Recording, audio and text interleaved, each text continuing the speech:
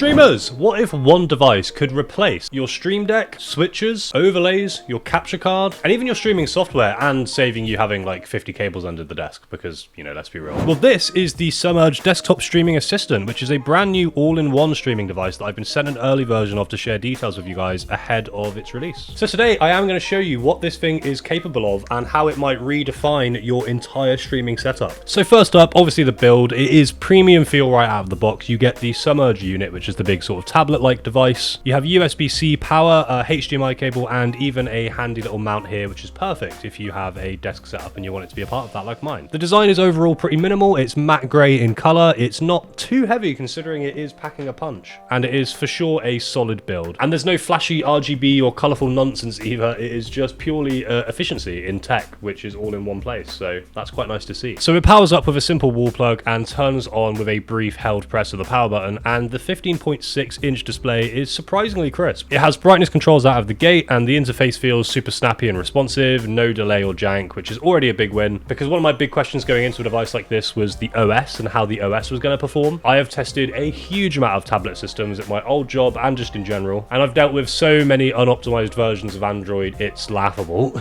But immediately that was not a problem with this device, which was amazing to see. We'll take a look around at all of the ports and everything it does in a moment, but what is inside this bad boy? Well, as I said, it's a 15.6-inch screen. It weighs about 1.2 kg. The screen brightness is 300 nits. The resolution is 1920 by 1080 in full HD. It has built-in 2-watt speakers. It does record as well, and the video format is H.264 and 265. It's running Android 10. It has 256 gigabytes of built-in high-speed flash memory, and obviously there is some ports there that I'll go into later, so it does support external drives too for making that a higher amount of storage. It has Wi-Fi 6 and it has dual band 2.4 and 5 gigahertz. The processor is a high-performance quad-core ARM processor. It's also running Bluetooth 5.2, and that is just about everything for a little basic rundown of what you can expect to see in terms of the internal tech of this stuff. But now let's go into the external stuff and the kind of ports that you can expect to be able to use. So starting on the top and going down the side, you have a USB Type-C port on the top and a SIM slot right next to it, which can be great for having direct data connection if you're using this on the go. Moving down to the side though, from top to bottom here, you have two USB-A ports, you have a line in port, you have mic in and audio out ports for all of your headphone and microphone requirements. Then you have two HDMI ports, and one of these is a HDMI out port, meaning console streaming is handled for you even if you don't have a spare capture card or PC to kind of do it that way. Then at the very bottom you have your power ports and the power button. If you look around the back of the device too, you'll see some ventilation for cooling, although across all of my testing I'm happy to say that I never dealt with any overheating with this device, even whilst using this in the peak of British summer, which is hotter than any summer anywhere else. Don't at me, it just somehow is. But where it really gets fun is all of the things you can do on the software. So let's get this on and I'll show you a little bit about how it works. So once you turn it on, you'll sign up for an account here and be taken through to a full creator suite, which gives you a huge amount of freedom, and that's across a horizontal and vertical stream preview. So that's great if you want to be streaming on TikTok or Reels, something like that, and as well obviously it has the standard landscape streaming preview, and that unit is essentially where it combines all of its several core functions into one. So you can add and switch up to 5 cameras, you can switch sources live with one tap, and it's super intuitive too. It's really quick and snappy, which is lovely. You've got built-in support for overlays like logos, lower thirds, and even animated fades, effects, transitions. There's voice effects here too, and that is all without needing any external software or plugging it into anything to even have that happen. The Sumerge can also be fed into OBS and Streamlabs or even Zoom or Discord with zero latency as well. It is made to play nice with your softwares if you do want to use them that way, so it works really seamlessly. As I mentioned with the ports, there is the audio input, so you can plug in your own mic or you can route your mixer straight into the stream. There's no weird workarounds here, it's just straight up plug and play. You can also plug in your console for direct console streaming or recording, and that doesn't require a capture card. It's no bridge, you can just plug it in via HDMI and this converts it for you. As well as that, you can also go live with your mobile games or apps, because you can wirelessly mirror your device screen directly to the DSA using AirPlay on iOS or Mac, or Miracast from Android or Windows, for example. And I did test this out a little bit and it does have high stability, so again, it's super viable if you do want to be streaming mobile stuff too. As I said, all of these ports make the setup super customizable, so you're kind of free to plug in whatever you may need personally for your type of streaming. So for me, I like using a ring light so I can plug in my lighting with this. They do include this super handy nice little 1080p webcam for you, but you can also plug in any of your existing tech as well. So I chose to use my OBSBot Tiny 2 Lite, which sort of tracks my face with AI, so you can even plug in really smart tech like this as well. On top of all of that, they also include this Stream Deck controller, which has customizable buttons and shortcuts for all of the different features across the Sumerge device. You can even remove green screen or any colored background if you'd like with one click, and they have beauty effects built in as well, which is cool because God knows I need it. So that's a brief rundown of what you can expect from this setup, but how does it perform live? Well, I did one stream on this very channel where I just did a sort of very basic stream where it was just me on a camera doing a Q&A with you guys, answering questions, which I'll be doing once a week now, so check out the live tab if you want to jump in and ask me anything about streaming or content. And this was just to get a feel for the device, and it performed really well. It was super good, super smooth, and I had no issues, but it was a very basic stream to test it on, so I wanted to push this a bit further. So I also used this on one of my streams over on Twitch. Yes, I have finally started going live again. So what I did was a console stream where I played a game from my PS5 because I wanted to test how it worked without using a capture card. So as you can see, I had the gameplay in the background, a camera plugged in, I had my lighting as well plugged in, and again, it was super responsive, it didn't overheat, there was no kind of stress or lag or joltiness or any kind of like indication that it wasn't handling what I was doing. I also used this for a little bit of recording, so I kind of wanted to see how it would work with an A and B cam in one of my previous videos, and again, it handled it really well. And using the little stream controller, I also managed to implement my branded content. So I had this little overlay here, which let everybody know on my stream that they can save 20% on Rogue Energy with code CAL.